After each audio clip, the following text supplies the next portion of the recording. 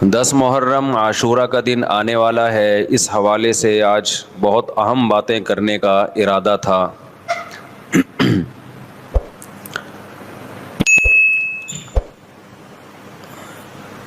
محرم میں کیا کرنا چاہیے؟ کربلا کا واقعہ اصل ہے کیا؟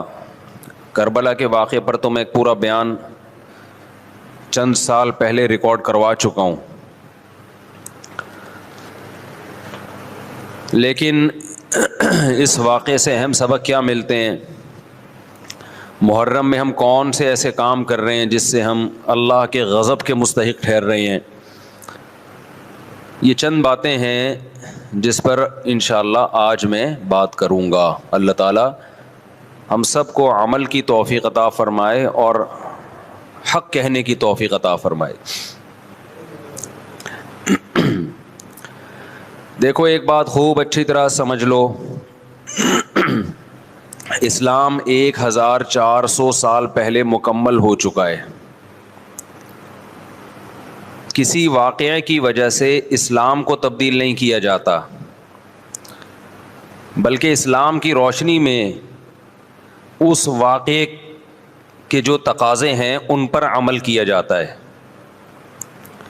ہمارے ہاں ہو یہ رہا ہے، واقعات کی بنیاد پہ مسائل نکالے جا رہے ہیں۔ 10 محرم کا دن سیدنا حسین ابن علی رضی اللہ عنہ کی شہادت سے پہلے بھی عظیم تھا، اور سیدنا حسین ابن علی رضی اللہ عنہ کی شہادت کے بعد بھی عظیم دن ہے۔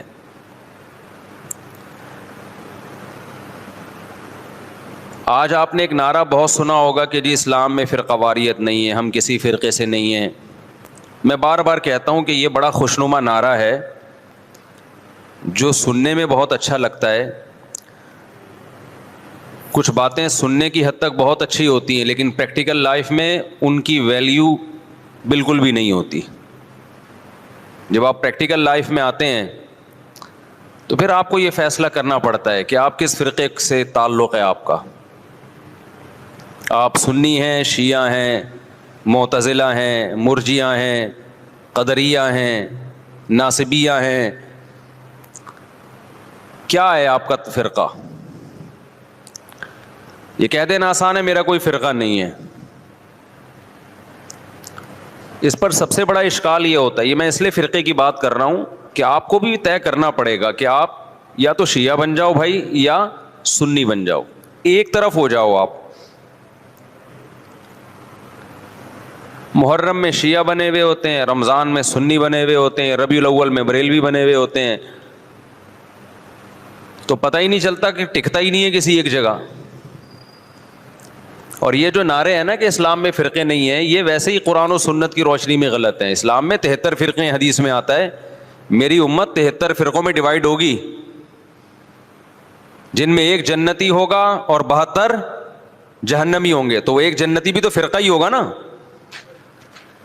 جس نے عمل نہیں کرنا ہوتا نا، وہ یہ کہہ کے جان چھڑاتا ہے کہ میرا کوئی فرقہ نہیں ہے، تاکہ وہ بے پیندے کے لوٹے کی طرح لڑکتا رہے، کبھی ادھر کبھی ادھر، کیونکہ عمل تو کرنا نہیں ہے اس نے۔ فرقہ واریت نا ایک بڑا ٹاپک بن چکا ہے، ہر آدمی فرقہ واریت کے نام پہ منجن بیچ رہا ہے کہ میں فرقہ واریت نہیں مانتا، میں یہ مانتا ہوں۔ ابے تم بس کر دو یار، بس کرو۔ آپ باتیں کرنے پر گورنمنٹ کی طرف سے کوئی پابندی نہیں ہے، پریکٹیکل لائف میں نہیں چلتا یہ سب کچھ۔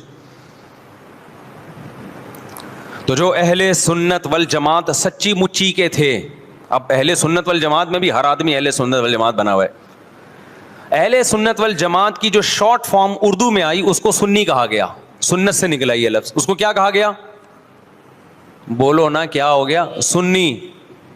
یہ اہل سنت والجماعت کی کیا ہے؟ کیونکہ اتنا ٹائم نہیں تھا پاکستانیوں کے پاس کہ وہ اتنا لمبا نام لیتے اہل سنت والجماعت، تو انہوں نے اس کو کیا کہنا شروع کر دیا؟ وی آر سنی۔ تو ہم کیا ہیں بھائی؟ فرقہ ہم 73 فرقوں میں ہمارا فرقہ کون سا ہے؟ ہم سنی ہیں، جو اہل سنت والجماعت کی شارٹ فارم ہے۔ یہاں تک بات کھوپڑی شریف میں آ گئی۔ اب جو سنی ہے نا، ان کے کچھ مخصوص عقیدے ہیں، وہ عقیدے ہوں گے تو آپ سنی ہو گئے، وہ عقیدے نہیں ہیں تو آپ سنی نہیں ہے۔ لیبل لگاتے رہو، جیسے وہ بار بار میں چٹکلا سناتا ہوں نا کہ ایک آدمی نے چاول کی بوری پر، چینی کی بوری پر چاول لکھا ہوا تھا، لوگوں نے پوچھا بھائی اندر چینی ہے باہر چاول، کہتا ہے مکھیوں کو دھوکہ دینے کے لیے، مکھیاں بہت بیٹھتی ہیں.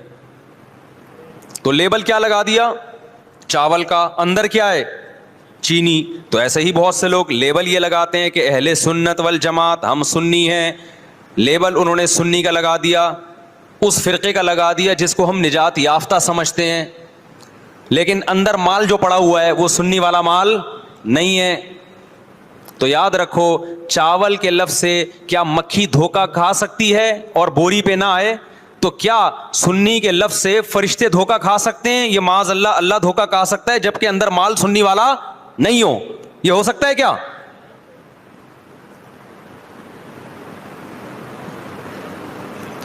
تو اس لیے میں کہتا ہوں آپ ایک چیز ہو جاؤ، یا سنی ہو جاؤ یا شیعہ ہو جاؤ یا کچھ اور ہو جاؤ. کبھی ادھر جا رہا ہے کبھی ادھر جا رہا ہے، کبھی ادھر لڑک رہا ہے، محرم میں شیعہ بن رہا ہے، ربیع الاول میں بریلوی بن رہا ہے، رمضان میں انسان کا بچہ بنتا ہے میں یہ نہیں کہہ رہا کہ بریلوی انسان کے بچے نہیں ہیں، یعنی رمضان میں ایسا لگے گا جیسے بہت نیک آدمی. تراویح میں پہلے 3 دن دیکھو نا آپ. ابھی تو میں یہ بات ہی نہیں کر رہا کون جنتی کون جہنمی کون غلط کون صحیح، ابھی تو میں صرف یہ بتا رہا ہوں کہ اسلاف نے 73 فرقوں میں سے جو ایک جنتی ہوگا اس کو ایکسپلین کیسے کیا ہے. اگر بریلوی اس پہ پورے اترتے ہیں تو بھائی وہ جنتی ہیں، میں کسی کو جہنمی جنتی نہیں کہہ رہا، میں تو ایک کرائٹیریا بتا رہا ہوں. ہو سکتا ہے میں نہ اترتا ہوں، بریلوی بھائی پورے اترتے ہوں، شیعہ لوگ پورے اترتے ہوں، کسی ایک کو میں یقینی طور پہ نہ جنتی کہہ رہا ہوں نہ جہنمی. میں تو کہہ رہا ہوں کہ آپ فیصلہ کرو کہ آپ ادھر ہو یا ادھر ہو، درمیان میں نہ لٹکو. ایسا نہیں ہو سکتا ایک ٹانگ جہنم میں ایک ٹانگ جنت میں آپ کی، یا تو پورے ادھر جاؤ گے یا پورے ادھر جاؤ گے. کھوپڑی شریف میں بات آ رہی ہے کہ نہیں آ رہی ہے؟ تو نبی صلی اللہ علیہ وسلم نے فرمایا جنتی فرقے کی علامت ما انا علیہ و اصحابی، جس پر میں اور میرے صحابہ ہوں. اب نبی اور نبی کے صحابہ کس طریق پر تھے، کس ٹریک پر تھے؟ اس کو امام طحاوی رحمہ اللہ تعالی جو حنفیہ میں بہت بڑے محدث گزرے ہیں، امام ابو حنیفہ کے شاگردوں کے شاگردوں کے شاگردوں میں تھے، انہوں نے اس دور میں ایک کتاب لکھی عقیدہ طحاویہ کے نام سے، اور اس میں اہل سنت والجماعت کے عقائد اور ان کی بنیادی عقیدوں کو ایکسپلین کیا. ایک متن لکھا جو پوری دنیا میں مانا گیا، اور پوری دنیا کے علماء کا اتفاق ہوا کہ اہل سنت والجماعت میں داخل ہونے کے لیے ان عقیدوں کا ہونا ضروری ہے. اہل حدیث نے بھی مانا اس کو، اب اہل حدیث کی یونیورسٹی میں پڑھایا جاتا ہے، حنفیوں نے بھی مانا، مالکیوں نے بھی مانا، شافعیوں نے بھی مانا، حنبلیوں نے بھی مانا، سعودی عرب کی یونیورسٹی میں بھی پڑھائی جاتی ہے. وہ لکھنے والے اگرچہ حنفی تھے لیکن وہ جو عقیدے تھے وہ سب کے ہیں. وہ اس سے اہل سنت غیر اہل سنت سے کیا ہو رہے تھے، ان میں فرق ہو رہا تھا. سمجھتے ہو کہ نہیں سمجھتے؟ اس کتاب کا نام کیا ہے؟ العقیدۃ الطحاویہ.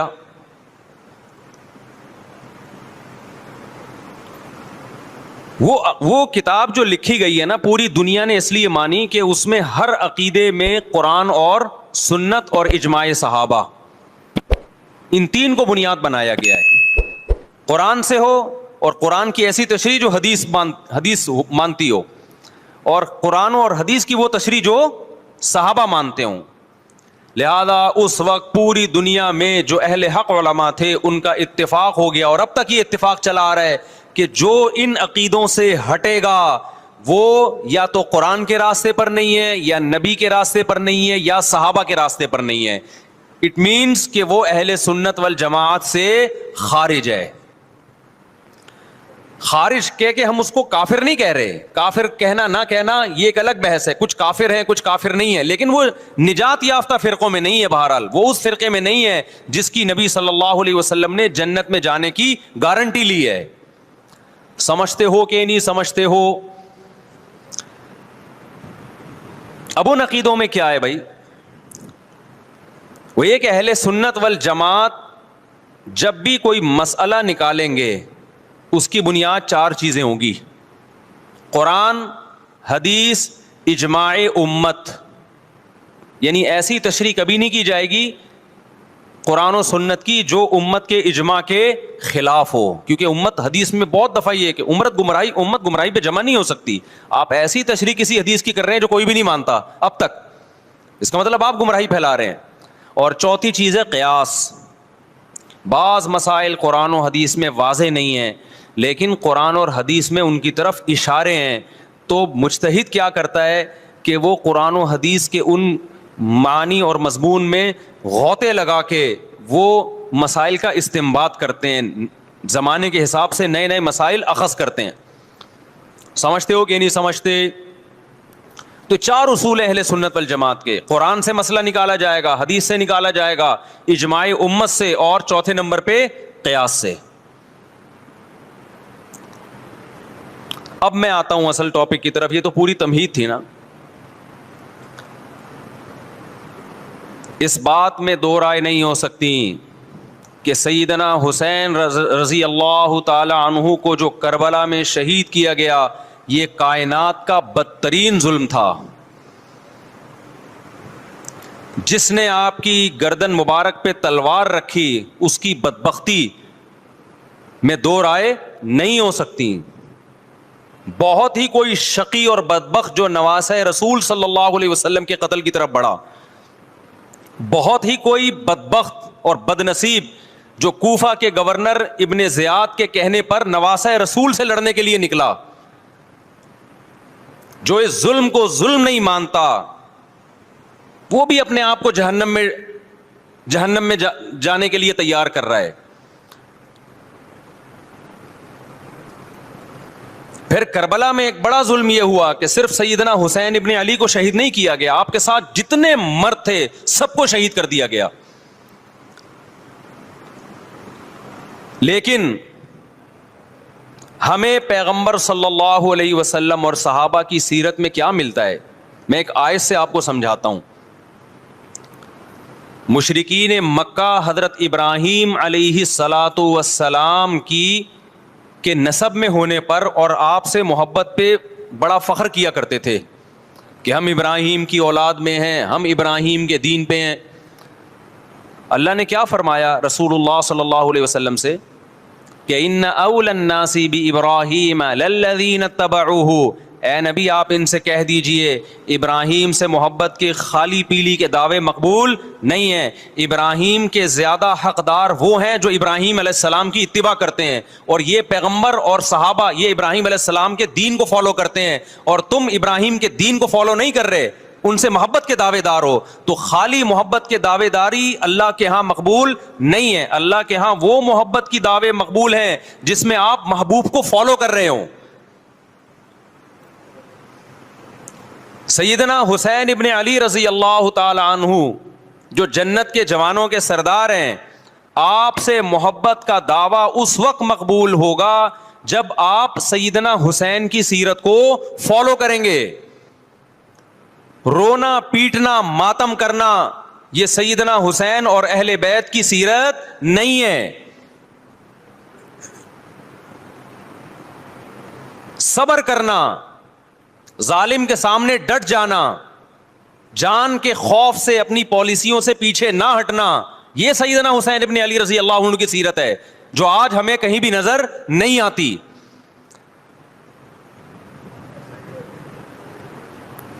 تو ہم نے بھائی دیکھنا ہے صحابہ کا طرز عمل کیا تھا. آپ بتاؤ صحابہ کو سیدنا حسین سے محبت تھی یا نہیں تھی؟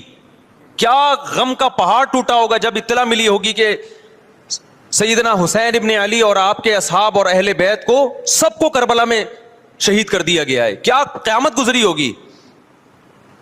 تو میں یہ عرض کر رہا تھا کہ اللہ تعالیٰ اسلام کی جو دعوت ہے نا وہ اتنی واضح ہے, اتنی اس میں صاف دعوت ہے, فطرت کو اپیل کرتی ہے. اللہ ایک ہے, تنہا ہے, یکتا ہے, لیس کمثلہ شیء, اس جیسا کوئی بھی نہیں ہے. لیس کمثلہ شیء, انتم الفقراء الی اللہ, اے لوگو تم سب کے سب, پیغمبر بھی اس میں داخل, فرشتے بھی, انسان بھی, جنات بھی, سب اللہ کے محتاج اور اللہ کے فقیر ہو. اللہ نے پیغمبروں کی حیثیت بھی بیان کی. عیسیٰ ابن مریم کے بارے میں کہا کانا یاکلان الطعام, عیسیٰ ابن مریم کھانا کھایا کرتے تھے اور ان کی ماں بھی. فرمایا انظر کیف نصرف الآیات, دیکھو ہم اپنی دلائل کو کیسے کھول کھول کے بیان کر رہے ہیں. جو پیٹ بھرنے کے لیے روٹی کا محتاج ہوتا ہے وہ مشکل کشا اور حاجت روا نہیں ہوتا. اللہ عیسائیوں سے کہہ رہے ہیں کہ اپنی حاجات میں عیسیٰ ابن مریم کو مت پکارو, کیونکہ وہ بھی روٹی پانی کے محتاج تھے. کس کو پکارو؟ اللہ کو. تو ظاہر ہے یہ چیزیں قرآن میں اتنی زبردست انداز میں بیان کی ہیں کہ اس نے عیسائیوں کے نظریات کو بھی ہلا دیا, اور مسلمانوں میں جو مشرک ٹائپ کے لوگ ہیں ان کے نظریات کو بھی یہ آیتیں ایک بھونچال پیدا کر دیتی ہیں اس کے اندر. تو میں نے یہ سوال قائم کیا تھا نا کہ کس وقت نبی کو پکارے, تو اتنی بری گالیاں, اتنی بری گالیاں مجھے لوگوں نے کمنٹس میں دی ہیں.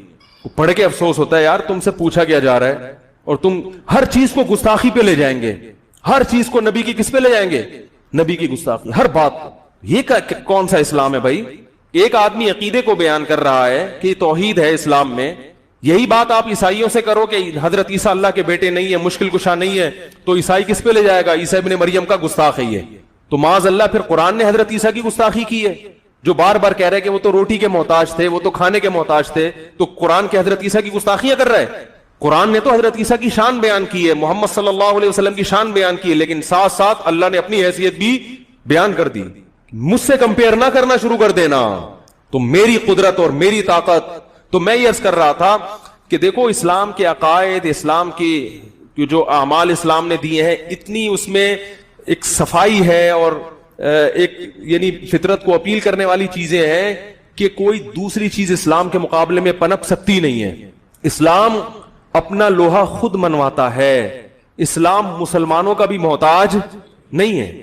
ایک دور تھا جب یہ امریکن فوجی آئے نا ادھر سعودی عرب میں, خلیجی جنگ جب شروع ہوئی تو کئی ہزار فوجی اس وقت مسلمان ہوئے تھے.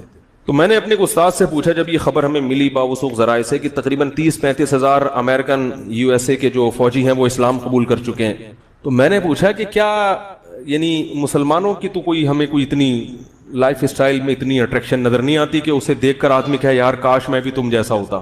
کیا خیال ہے؟ غلط تو نہیں کہہ رہا؟ یعنی ہماری حرکتیں اگر دیکھی جائیں تو کیا ان حرکتوں کو دیکھ کے کوئی یہ کہہ سکتا ہے یار ماشاءاللہ کاش میں بھی ہے؟ ڈرائیونگ کر کے دیکھ لو, بائک والے کو ہارن بجا کے تو دیکھو, آپ فاسٹ ٹریک پہ چلا رہا ہوگا 6 بچوں کو بٹھا کے, اسے یہ بھی خطرہ نہیں ہوتا کہ اس ٹریک پہ ذرا سا سلپ ہوا تو یہ اور پیچھے سے ٹریلر آ رہا ہوگا, وہ آ رہا ہوگا کنٹینر کو اٹھا کے نا, ان بچوں کا اسٹیکر بنا کے نکل جائے گا وہ. لیکن اس میں یہ سینس, بیگم کو بھی بٹھایا ہوا ہوگا, بچوں کو بھی, اور فاسٹ ٹریک پہ جا رہا ہوگا جس میں بائک ذرا سی سلپ ہوئی تو تیز رفتار گاڑی اس کی ستیہ ناس کر دے. کئی واقعات ہوئے. تمہیں تو تمیز سے چاہیے کہ بھائی بالکل ایک سائڈ پہ چلاؤ, خرامہ چلتے چلے جاؤ, لیکن سینس نہیں ہے. اور اگر آپ کبھی آپ صحیح طرح سے اوورٹیک کر ہی نہیں سکتے, قیامت آ جائے گی, آپ ہارن بجاتے رہو گے وہ ہلے گا ہی نہیں, تو لیفٹ سائڈ سے اوورٹیک کرنا پڑتا ہے جو خلاف قانون ہے. لیکن اگر آپ اس خلاف قانون پہ نہیں چلو گے تو پھر آپ گھر نہیں پہنچو گے, گھر ہی نہیں پہنچو گے آپ. اور وہ بھی آپ کو پیچھے مڑ کے دیکھے گا کہ جب لیفٹ سائڈ پہ جگہ ہے تو جا کیوں نہیں رہا بھائی, مجھے کیوں پریشان کر رہا ہے. تو اس کو دیکھ کے کوئی اسلام قبول کرے گا کہ مسلمان کتنے اچھے ہیں, ان کو پتا ہے کہ گاڑی کیسے چلائی جاتی ہے. آپ کہہ سکتے ہیں ہمارے حکمرانوں کا قصور ہے, حکمرانوں نے لا نہیں بنایا. بہت حد تک بات درست ہے, تو حکمران بھی تو ہمارے ہی ہیں نا, ہمارے ہی ووٹ سے آگے گئے ہیں نا وہ لوگ, تو ہم ہی سب ایک جیسا. تو میں نے ان سے کہا کہ کیا عربوں میں اتنی اچھی, عربوں میں بہت سی اچھی کوالٹیز بھی ہیں, یاد رکھو سخاوت میں عربوں کا آج بھی دنیا میں کوئی مقابلہ. اور یاد رکھو عرب میں زیادہ تر جو امیج عربوں کا سامنے آتا ہے وہ خراب والے عربوں کا سامنے آتا ہے, اچھے عربوں کا میڈیا کے سامنے آتا ہی نہیں ہے.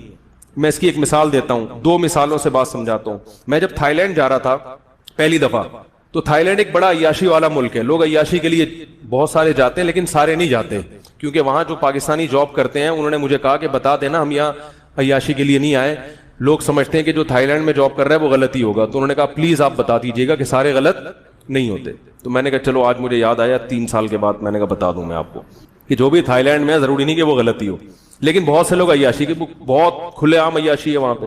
تو کھلے عام کا مطلب یہ نہیں ہے کہ یورپ کی طرح, یورپ جیسی نہیں ہے, محدود ہے, مگر ہر ایک کے لیے وہاں پہنچنا آسان ہے, چلے نہ جائیں کہیں. تو میں نے جہاز میں دیکھا کہ کچھ عمان کے عرب تھے, کیونکہ ان کا مخصوص ڈریس ہوتا ہے, مخصوص لباس ہوتا ہے, پتہ چل رہا تھا کہ, اور ان کی حرکتیں بھی ایسی کہ لگ رہا تھا کہ یہ کیا ہیں, عیاش. تو میرے ذہن میں ایک عمان کے عربوں کا جو امیج قائم ہوا وہ یہ کہ یہ لوگ صحیح نہیں ہوتے, عیاش ہوتے ہیں. دیکھو یہاں, اور اس میں بوڑھے بھی تھے اور ایسی چھچوری حرکتیں کر رہے تھے, اور ایئرپورٹ پہ اتر کے بھی بڑی بڑی عجیب سی چھچوری حرکتیں, اور یعنی صاف لگ رہا تھا کہ یہ اچھی نیت سے نہیں آئے.